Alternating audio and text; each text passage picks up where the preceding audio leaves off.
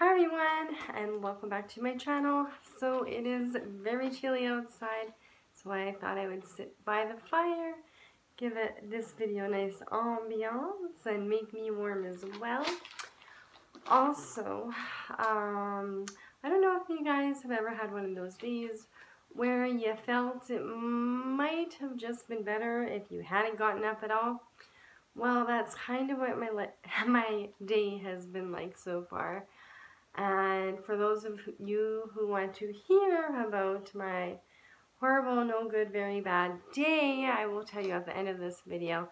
So let's get right into what this video is going to be about, which I said 10, but there's actually 11 bad money habits to quit this year. These are all habits that I don't even know if they're habits or just things that I've done, and they're not very good.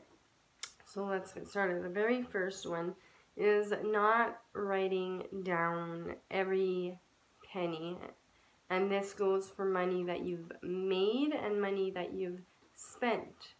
So whether you're keeping track electronically or on paper, it is always a good idea to keep track of everything that comes in and goes out. Because if you don't know what's coming in, how are you going to know what you can afford to put out? And if you don't know how much you're putting out, how much do you know how much you need to pay for everything? So that is why it's a good idea and a bad habit. And this is one that took me years, and no exaggeration, but years to finally come to my senses and agree on with myself. And I'm gonna just say that most of these you've probably already heard, and I just think that they are well worth repeating, and maybe there's one that you haven't heard. So the second one is quite obvious, but impulse buying. Now this can be anything. It could be a pack of gum at the checkout line. It could be your friend has kids who's selling chocolates and they're only $3, and you want to be nice but you really don't have the money. It could be a friend trying to sell candles, or they have one of those parties where they're trying to sell stuff so that they get stuff, and you buy something because it smells nice or smells. It can be any kind of spending, and just kind of spur of the moment. You just really haven't put much thought into it. That is one that has cost me a lot of money in my life. Number 3 is giving money to everyone who asks, and this is something that I was really bad at one time. Like, I would give money to everyone who asked me on the side of the road, anyone who was come up to my window in my car, do you have any spare change? I'd give to them. I'd give to anyone who knocked on my door. I'd give, like, now I'm not saying to not give, because, and I used to do it because in the Bible it says to give to anyone who asks, but I think that I took it a little too literally. Now I like to do my research, and I give to my church, and I sometimes give to people who ask for money on the streets, or I will give them food or whatever.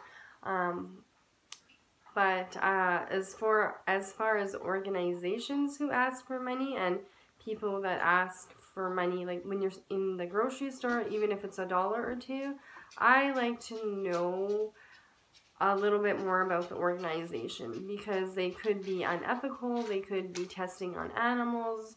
There's a whole bunch of things that they could be doing that I don't agree with, and I don't necessarily want to support that with my own money. So don't just give your money to anyone, and do a little bit of research, but do give. Just do it with some wisdom behind your giving. Number 4 is asking too little questions. And when I say this, I mean when you're buying things or investing or for insurance, like not reading the fine print, because when it comes to buying cars, or I'll give you a really good example. For myself, I wanted to invest in a low risk GIC for just a very short amount of time, so that I can make a little bit of money and then take it out when it was over. So I invested a few $1,000s in this GIC, and then I went to school, and then a whole bunch of kerfuffle happened, and I really needed that money. And when I had originally opened it, I had thought that it was, open, and I could access it anytime, because that's what I wanted.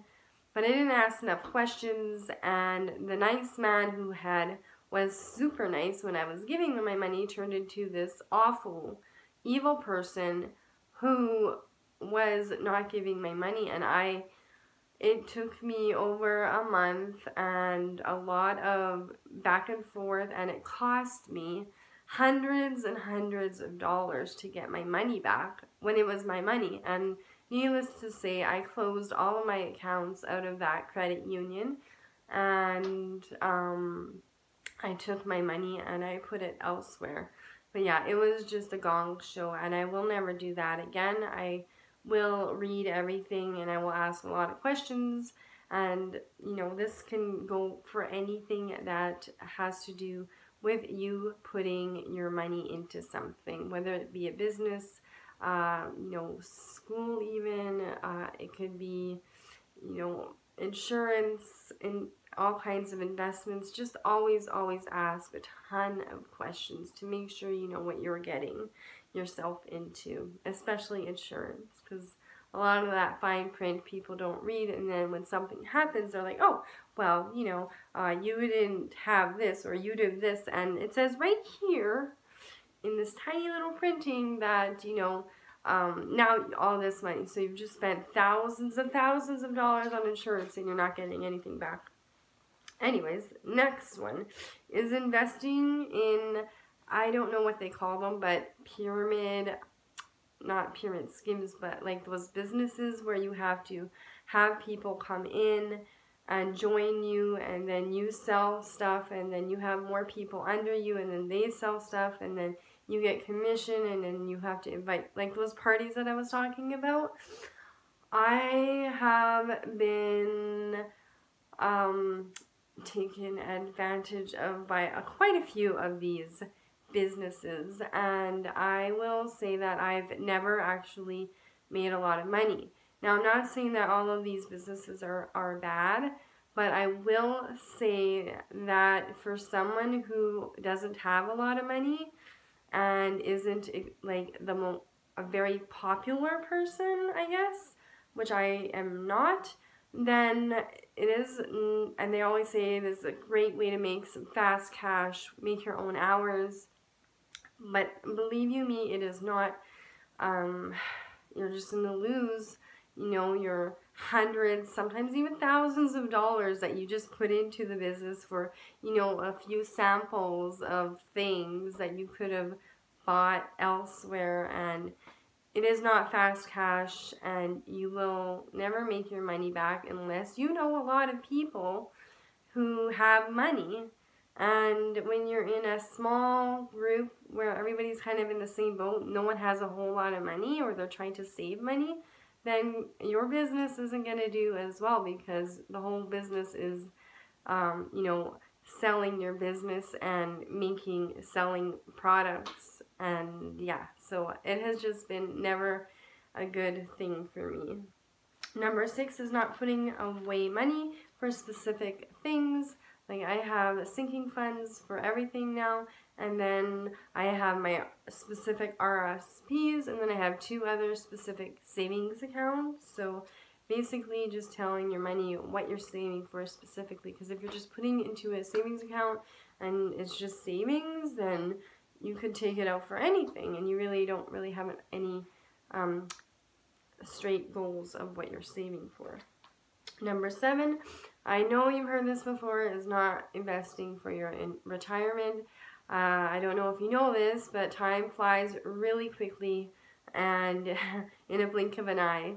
And one day you will be older, and if nowadays there's not a lot of jobs that offer pensions, and even if they do, they're never 100% for sure, unless you're with the government or something. But even nowadays, you can't really, depend on that. So even if it's just $10, $15, $20 a month, put something away for your retirement.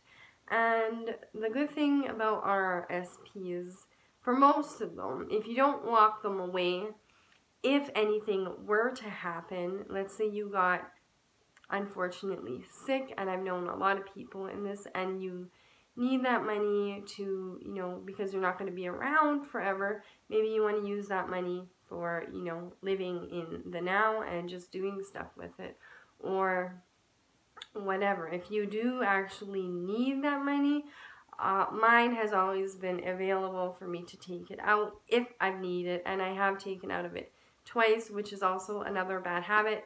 Don't just take the money out for no reason. Have a super, super good reason, like if you're sick or something like that. But yeah, so that's number 7. Number 8 is not having insurance. Like if you get here, it's illegal to drive without car insurance. I don't know if it's like that anywhere else, but if you get pulled over and you don't have car insurance, your car will get towed and you will not get it back unless you get car insurance put on, and you will get a $1,000 fine along to go with it. So car insurance, house insurance, our health care here in Canada is pretty much free, but if you want like free dental and stuff, it is good to get a little bit of health insurance, especially if it doesn't come with your job. And yeah, just basic, your house and your car, if you have one, and a little bit of health. That is basically all that we have. Oh, and then your life. So health and life I kind of do together. And then the next one is it's in the same line to do with insurance. It's having too much. Some people have insurance on everything that they own. Now, that can become really costly. Or, you might just have, maybe your house contents only has, I know this is going to be really little, but I'm just going to say $5,000.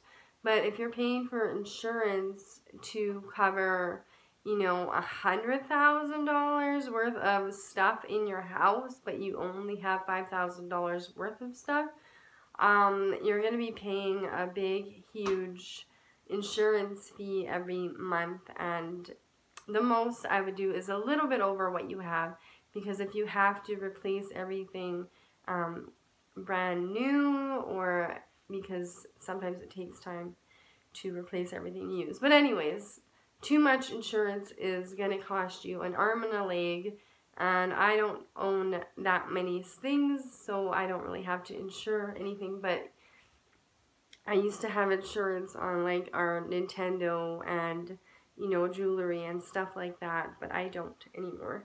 And then number 10 is shopping, sales, or clearance. So when you walk into the store and there's a clearance rack, and just buying things because they're 24 cents or 48 cents. If it's not something you already buy, just because it's 24 cents or $1, is not make it a good deal. So that is number 10. And number 11, I don't know about you, but I used to do this a lot, is buy stuff for people just because you think that they will like it. And I especially did it for my daughter. And I know this video is getting really long, and I apologize, but